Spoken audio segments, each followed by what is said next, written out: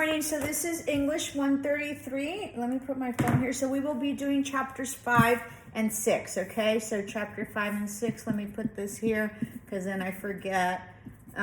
So it will be topic, main ideas, and supporting details, all right? I will be doing lectures on this. I was going to do it for this, but I'm just going to upload the assignments, and then that way you get them done, all right? So let's see.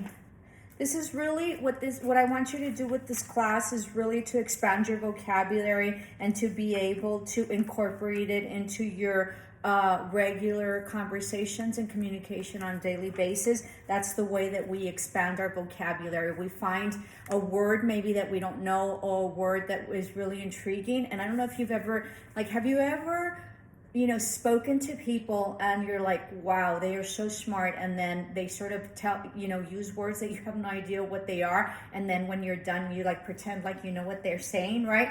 And then when they're done, or at least that's what I do, right? And then when they're done and I leave, I go and check out what the word is, and then I try to incorporate it into my vocabulary, because there's nothing like an expansive vocabulary and a vocabulary that is extensive, and it just makes you it gives you so much richness to your ability to articulate, right? Which means to talk or to be able to express. And instead of saying, well, you're very talkative, you can say you are very articulate, right? And so it sounds really, really neat, and it's just very different and very interesting about me, right? Since most of my clients all know that I am a teacher, so they are always very proper in the way that they speak, and then they always try to use, in Spanish we say domingueras, right, which are special words, in order to incorporate them into their vocabulary. It's very interesting. So apparently I have an extensive vocabulary. If you know Spanish or you have another language that you are fluent in,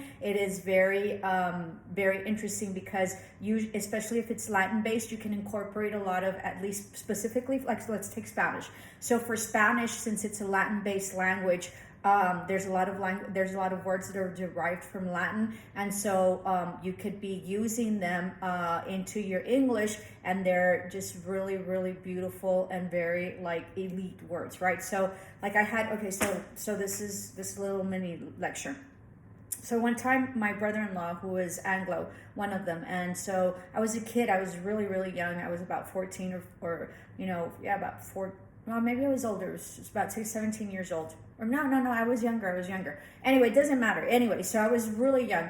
And then, so we were in the car waiting for my sister. And so I guess to break, the silence, right? I said, what are you thinking about? What's wrong? Why aren't you talking, or something like that? And he says, I'm in a pensive mood, right? And I was like, okay, whatever. And then he goes back and says, do you know what that is? And I said, what? He says, do you know what I said? And I said, yes, that you're thinking, right? And he said, yeah, how did you know? He says, there's a lot of, and he was much older than I am, because I have older siblings. So my sister was 10 years older. So she must have been, closer to her 30s, which means that he must have been in his early 30s, right? And I was in my teenage years. And he said, there's people that I know that would not know what that word is. I said, well, and then I just stayed quiet, right? Because it was sort of cheating, because in Spanish, pensive is pensativo. So it was really easy for me. I didn't know what the word was really, but because of the context clues, and because I have my Spanish as a foundation, as a schemata, as prior knowledge, I knew that pensive probably meant pensativo, because it's a root word derived from Latin. So even though I didn't have the skills right now that I'm telling you that it's a root word derived from Latin, and that that pensive sort of sounds like pensativo or pensando, right? I sort of figured it out by myself. So those are skills that we develop, and if you have a specific knowledge and foundation, then it's easier to transfer over. So he was quite impressed with my definition of pensive, right? Which was really kind of cheating, because it was pensativo. But nonetheless, I didn't tell him anything. So stuff like that, and you just sort of come across you're super, super, super smart. Anyway, so let's get going. So we're going to do chapter 5, and I wasn't going to let you do vocabulary, but I think I'm just going to stick it to that because we don't have, we don't have physical classes. So let's just do it. So you're going to do vocabulary, and I'm going to write this down on page 213. You do vocabulary right here, this one, right? And then you do,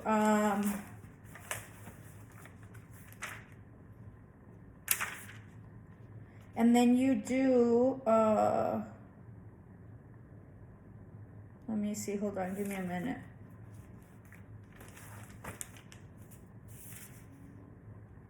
I don't know if, you guys are gonna get a freebie there.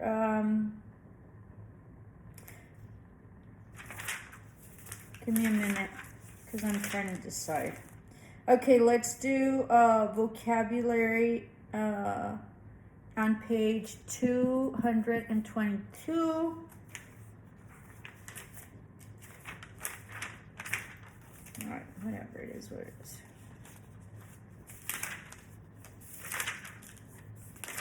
There's a really neat thing here in The Dream and Nonviolent Reform. He was amazing. Something about Martin Luther King, okay, and like Kennedy.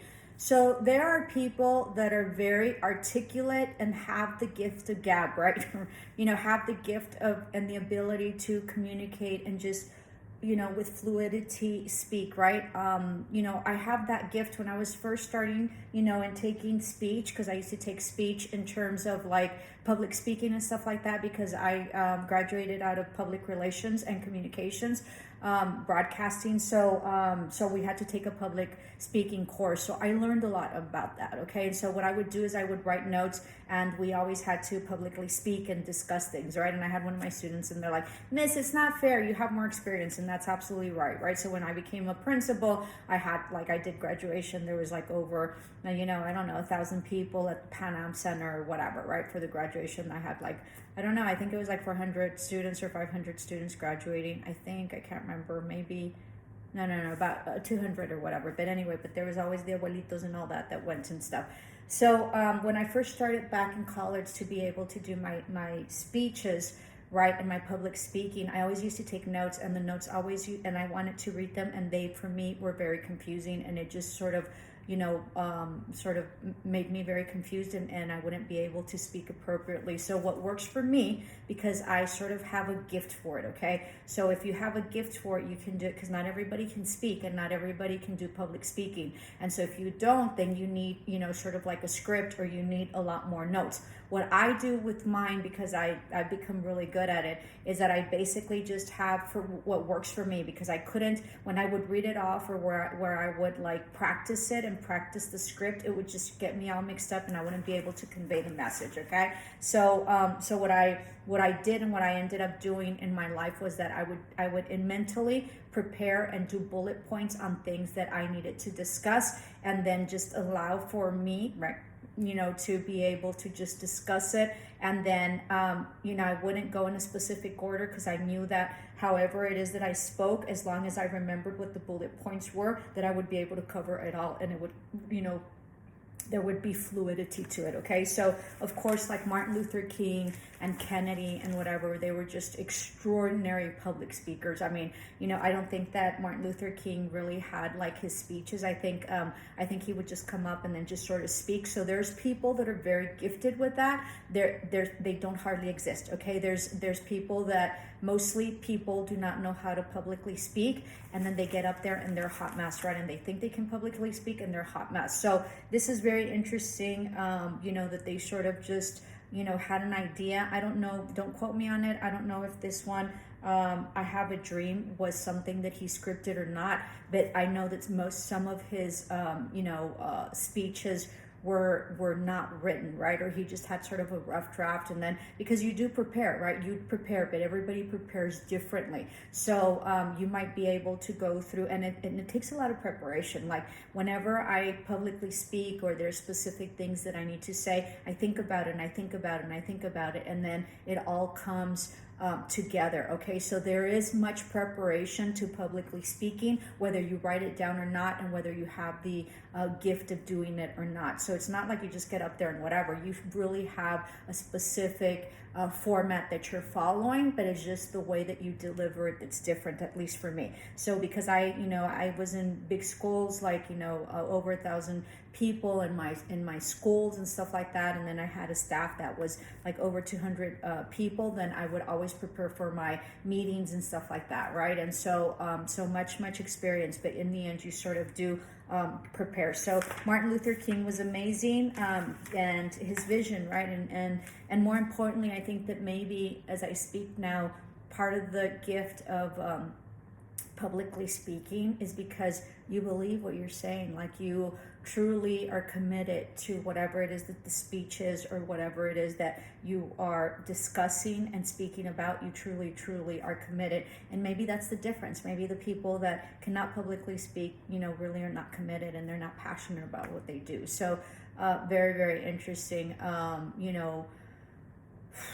I was going to say something about a prison, but I'm not. Okay, so anyway, so let's do page 231, vocabulary. And then let's do vocabulary enrichment on 232. Let's do A, and then let's do B, and then let's do C, okay?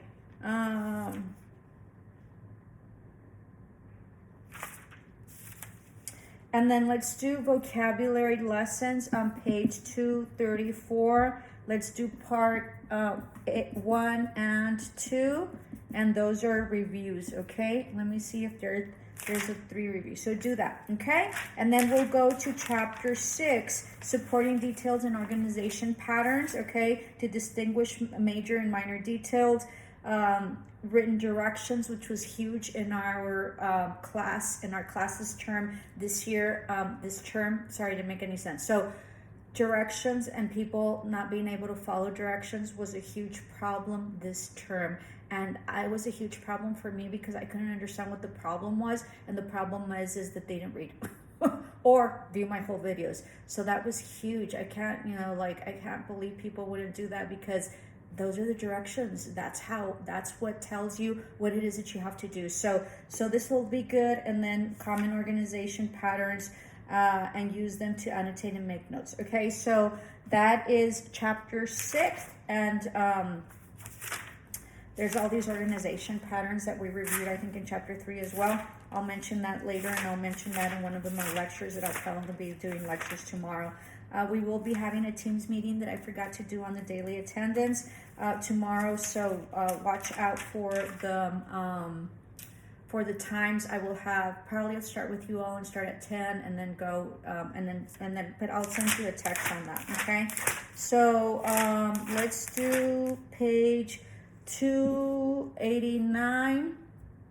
This is chapter 6, and let's do vocabulary on that. Okay, and then we're gonna do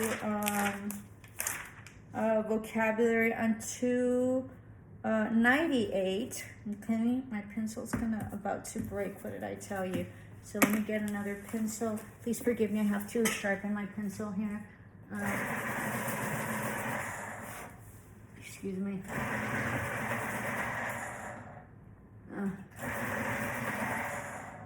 Okay, so this isn't working. Please forgive me. I usually have all sorts of pencils here, and I don't. Oh, here it is. I have another. So sorry. And then let's do page 299. Please forgive me.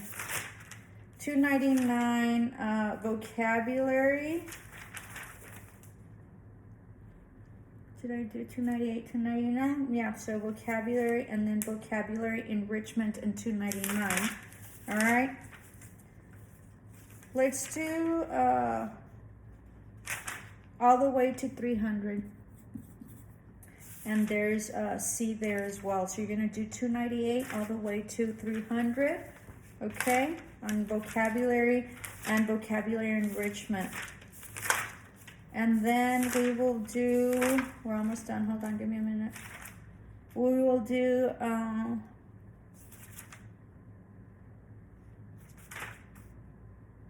Okay, so this is interesting. So let's do a vocabulary on 308. And then let's do vocabulary enrichment on 309. 308. And then vocabulary enrichment. Those are fun. Only a teacher would say that, right? And then let's do, these are really important for you guys to do. That's why I have you do it. So on page 313, do review part 1 and part 2. Those are really, really important, okay? And then, of course, read your 312 because it tells you what the root words are. And it's important for you all to understand your root words, your prefixes, and your suffixes, and how words are determined and structured. Once you figure that out, you can pass your medical terminology, and you'll be able to categorize your medical terminology to facilitate you understanding them and learning them much better. So I will do a whole lecture on that, and if you didn't learn anything from me, that lecture is important for your other classes. Okay, so have a super day. This is going to be done, so today's Tuesday, so let's get it done by Thursday, right? So that way I can have it on weekend, I can test it, grade it. The sooner you get it done, the least you have to worry about it. And the upload, it's not that hard. Work smarter rather than harder. Much love. Ciao.